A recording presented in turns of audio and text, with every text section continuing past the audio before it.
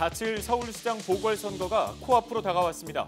이번 주 금요일과 토요일에는 사전투표가 실시되는데요. 우리 지역 유권자들이 서울시장 후보에게 바라는 점은 무엇인지 들어봤습니다. 이번 서울시장 선거는 2011년 보궐선거를 포함해 9번째 치르는 선거입니다. 지난 선거에서 우리 지역 유권자들의 표심은 어디로 향했을까요? 역대 서울시장 선거의 투표율과 선거 결과를 통해 알아봅니다. 코로나19로 어려움을 겪고 있는 소상공인에 대한 4차 재난지원금 지급이 시작됐습니다. 매출 감소가 확인되는 자영업자가 우선 지급 대상입니다.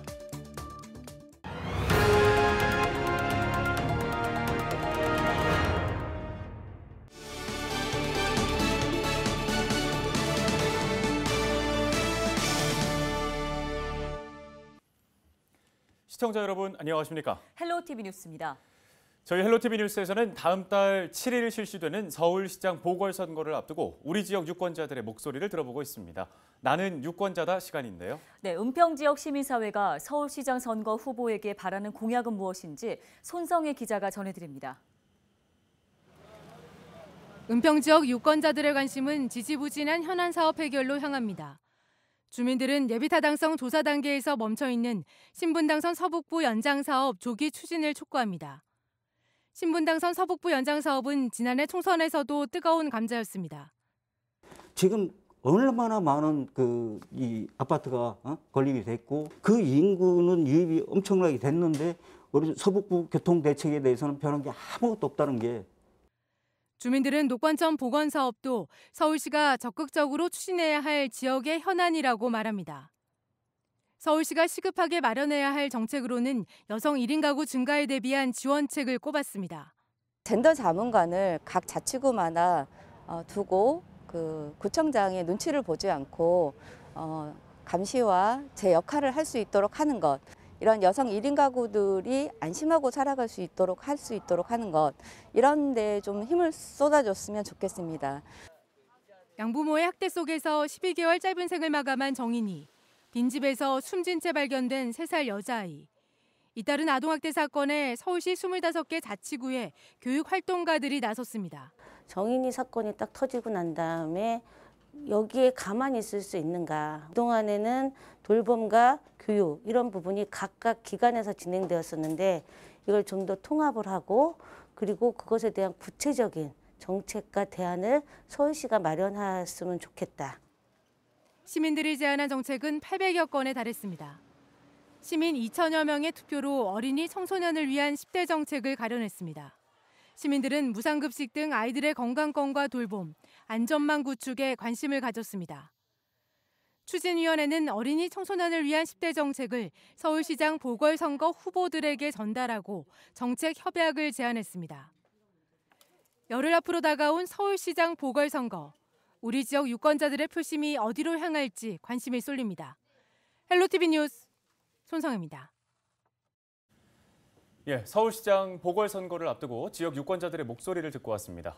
그렇다면 지금까지의 선거는 어땠을까요? 네, 역대 선거 결과를 통해 우리 지역 주민들의 표심은 어디로 향했는지 알아봤습니다. 심다혜 기자입니다.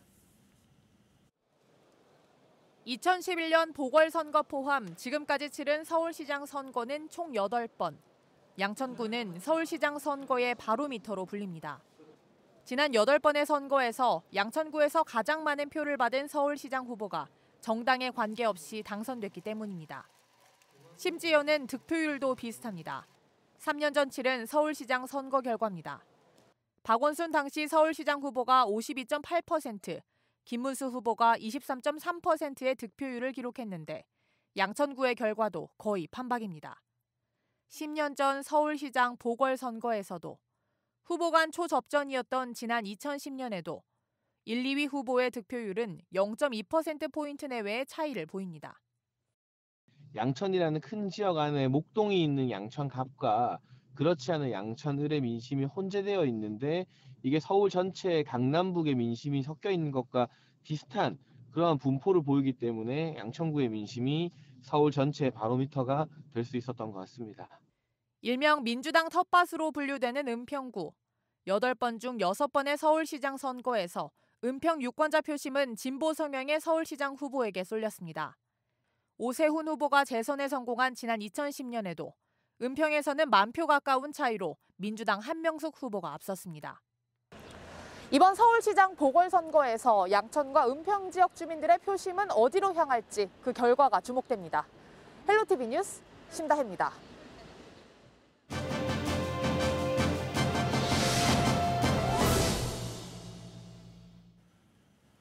서울시장 보궐선거 관련 내용 이어가겠습니다. 선거가 이제 열흘도 채 남지 않았습니다. 민심을 얻기 위한 후보자들의 경쟁이 치열한 가운데 다양한 공약들이 눈에 띄는데요. 네, 그중에 양천 지역을 위해 제시한 주요 공약은 무엇이고 실현 가능성은 어느 정도인지 얘기 들어보겠습니다. 더불어민주당 양천을 이용선 의원 화상으로 연결돼 있습니다. 의원님 안녕하십니까? 안녕하세요. 이용선입니다. 네, 먼저 의원님 생각하실 때 이번 서울시장 선거의 쟁점은 뭐라고 보십니까? 예, 우리 박영선 후보와 오세훈 후보, 우리 시민들이 다 잘 아는 후보들입니다. 서울의 미래와 과거, 서울을 앞으로 과거로 되돌릴 것이냐, 새로 밀어 나갈 것이냐, 미래와 과거를 선택하는 선거다 이렇게 보이고요. 또 하나 쟁점은 요새 내곡동 특혜 의혹과 관련돼서 거짓과 신뢰가 또 쟁점으로 부각되고 있다 이렇게 생각합니다. 네, 박영선 더불어민주당 후보 양천 지역의 수건 사업인 교통 문제 해결을 주요 사업으로 공약으로 내세웠는데 목동선과 서부광역철도 또 강북 횡단선의 조기 착공 구체적으로는 어떻게 추진을 하실 계획이십니까? 예. 저희 양천 지역의 가장 큰 과제 중에 하나가 교통 문제입니다. 특히 신월동을 중심으로 양천 을 지역은 교통 사각지대, 서울의 끝에 있어서 남부순환도로나 경인고속도로 같은 이런 도로 때문에 교통이 매우 복잡하고 아주 분절돼 있고 힘든 지역입니다. 때문에 지하철 등등 교통 문제들이 가장 주민들의 관심사입니다. 크게 봐서 서부광역철도와 그다음 목동선이 둘로 나눌 수 있겠습니다. 서부광역철도는 작년에 민자적격성 심사에 들어가 있습니다. 현대건설이 참여해서 민자적격성 심사로 들어가서 아마도 2, 4분기쯤에는 매듭을 짓고 이제 본격적인 설계와 시공으로 발전하지 않을까 이렇게 예측하고 있고요. 목동선은 지금 작년 11월에 국토부에서 고시 확정 발표를 한 바 있습니다. 그래서 곧 이제 기재부에서 예비 타당성 조사라는 마지막 절차 작업을 진행하게 됩니다. 그렇게 되면 아마도 내년 중하반기에는 매듭을 줄 수 있지 않을까 싶고요. 이 절차를 진행하는 과정에 서울시가 물론 중앙정부의 기재부나 TDI 같은 기관에서 예타 절차를 진행하기는 합니다만 서울시가 예산의 60%를 책임지기 때문에 서울시의 관심과 노력이 매우 중요한 요소다 이렇게 얘기할 수 있겠습니다. 네, 또 박영선 후보가 당선되면 1호 시정으로 서울 시민 모두에게 1인당 10만 원의 재연한 지원금을 지급하겠다고 공약했습니다. 곱지 않은 시선도 있는데요. 의원님 생각은 어떠십니까?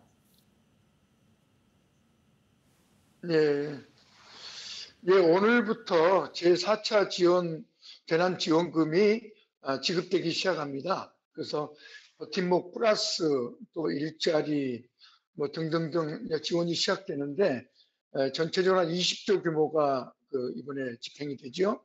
거기에 비하면 서울시 1인당 10만 원씩 지원하는 보편적 지원은 규모는 1조 규모로 국가 전체 재난지원금에 비해서는 20분의 1에 불과합니다만 이것은 세 가지 효과가 있습니다. 우선 기본적으로 10만 원을 디지털 화폐로 지급하게 되는데요. 이것은 우선 피해 지원에 좀 사각지대가 있게 됩니다. 버팀목 지원 같은 경우는 사실은 선별 지원적 성격을 지니다 보니까 꼼꼼하게 챙기긴 합니다만 일부 사각지대가 있는데 사각지대에 있는 시민들을 조금 위로하는 이런 측면이 있고요. 전 시민에 대한 지원으로 인해서 소비 진작 효과도 있게 됩니다. 뿐만 아니라 소멸성 디지털 화폐로 지원하는 것들이 한편으로 보면 디지털 기업 디지털 기술을 또 신장하고 발전시키는 일종의 마중물 역할도 한다. 이런 측면에서 일석삼조의 대책이다. 이렇게까지 이야기합니다.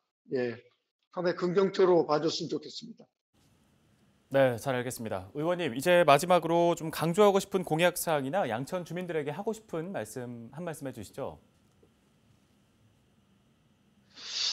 예, 서울시장은 우리 특히 양천 주민들은 매우 중요합니다. 저희는 공항으로 인해서 소음 피해도 심각하고 또한 공항 옆이다 보니까 개발 제한, 소위 고도 제한 때문에 개발이 매우 어려웠습니다. 이제는 주거 환경 개선, 지역 발전에 있어서 아까 얘기했던 지하철도 매우 중요하고 거기에 서울시 협력이 매우 결정적입니다. 뿐만 아니라 도시 재생을 포함한 그 재개발, 재건축에 있어서도 서울시의 정책이 결정적입니다. 그래서 시장이 누구냐 따라서 저희 같은 양천을 같은 개발 환경이 열악한 데는 공공주도 개발이 매우 중요합니다. 그래서 SH나 LHJ 같은 그런 공공기관들이 중심이 돼서 지역 주민과 주거환경 개선 사업을 벌여야 하는 것이 매우 필요하다고 보는데 그런 점에 있어서 저희하고 같은 성격의 당인 그런 박영선 후보의 당선이 우리 지역의 변화, 도약, 전환에 매우 결정적이라는 말씀을 드리고 싶습니다. 예, 여러분 이번 선거에 여러분의 귀중한 선택, 귀중한 한 표를 부탁드립니다. 고맙습니다. 예, 저희가 오세훈 후보 측의 입장도 따로 전해드릴 예정이니까요. 시청자 여러분의 신중한 판단에 도움이 되길 바라겠습니다. 지금까지 이용선 국회의원과 얘기 나눠봤습니다.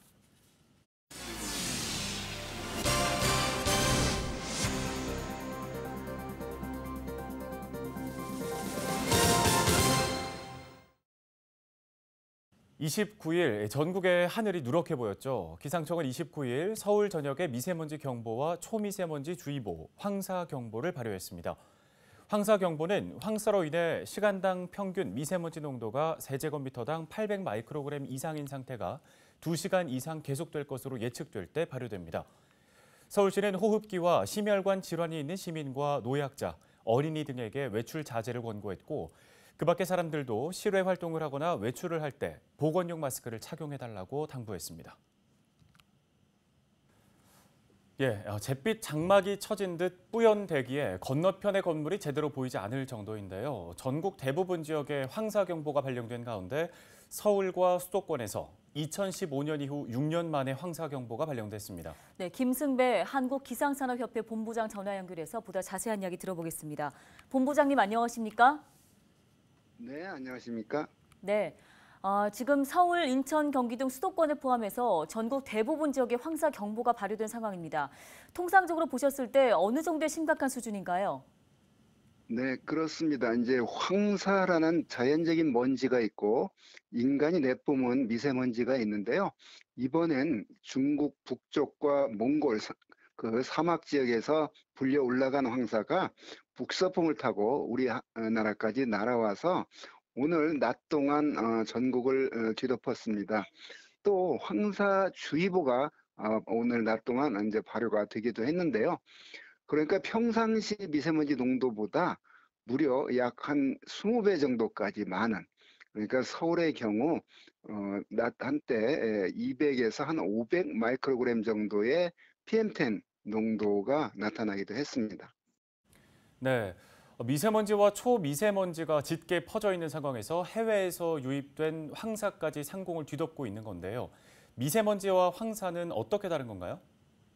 네, 그렇습니다. 이제 먼지 이 자체가 이제 그 기상 현상으로 그런 먼지 현상인데 중국 북쪽 사막 지역에서 불려 올라간 흙먼지가 바람을 타고 우리나라를까지 내려오는 걸 황사라 하고 우리나라 발전소, 공장지대, 자동차, 생활 등지, 공사장에서 내뿜는 그런 인위적인 미세먼지로 나뉘는데 이번 같은 경우는 이제 황사가 뒤덮여 있고요.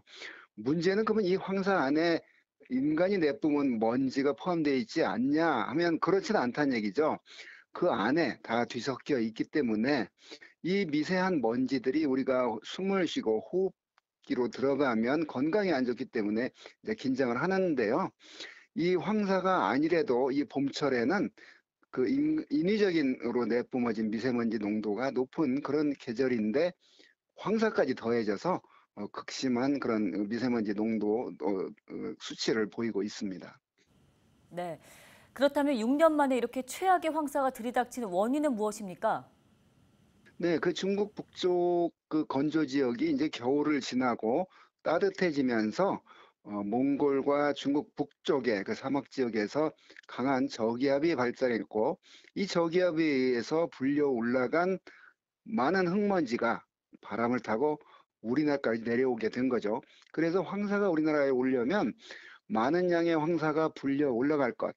이게 만약에 동쪽으로 가면은 우리나라 쪽으로 오지 않는데 그게 북서풍을 타고 우리나라로 내려올 것. 또 우리나라 한반도 지날 때 하강기류의 조건에 들을 것. 그래야 이 흙먼지가 이제 가라앉거든요. 이 세 가지 조건이 맞아 떨어지면서 오늘 전국에 상당히 짙은 황사가 나타났습니다. 네, 본부장님, 이번 최악의 황사 언제까지 이어질 걸로 예상하고 계십니까? 네, 그 계속해서 공급되는 양은 없기 때문에 이게 뭐 오랫동안 지속되지는 않을 것으로 보이고요. 그런데 우리나라 부근으로 지나면서 지금 그 서서히 내려오는 그런 황사 먼지가 있기 때문에 이 황사는 적어도 내일까지는 지속이 될 것으로 보이고요. 문제는 지금 우리나라가 고기압권에서 공기가 정체하고 있으면서 우리나라 자체에서 배출되는 그런 인위적인 미세먼지가 잘 흩어지지 않기 때문에 내일은 오늘보다는 미세먼지 농도가 낮아지는 건 분명하겠지만 금방 깨끗한 공기 조건에 들지는 않을 것으로 보입니다. 이 황사는 한 적어도 모레 정도까지는 우리나라 그 하늘에 떠 있을 것으로 전망이 됩니다.